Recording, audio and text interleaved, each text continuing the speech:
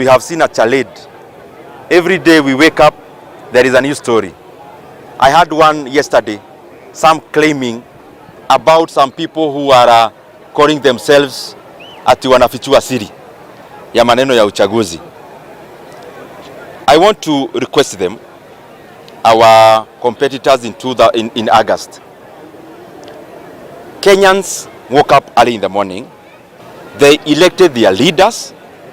Na walifanya hivyo kwa hiari yao.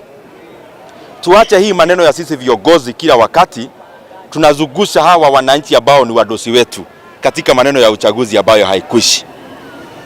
Hawa wananchi walichaguana na hiyo story ikaisha.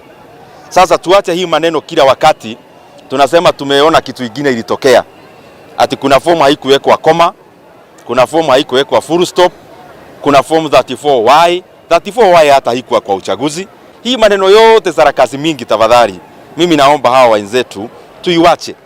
Kama kuna nafasi unaweza fanya katika hii serikali iko. Kwa sababu wewe ulichaguliwa uko nafasi ya kutumikia.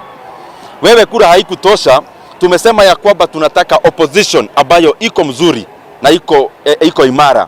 Tukifanya kitu ambayo you have an idea to improve, unakuja una correct sisi.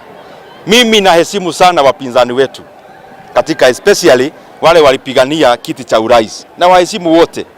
Lakini kama Wakenya wamesema ugoje kidogo, ni vizuri waheshimu ndio pia nchi isonge mbele. So tafadhali viongozi hao wengine wote niliwaona kwa TV juzi. Tuache hii maneno. Mimi naongea kwa unyenyekevu.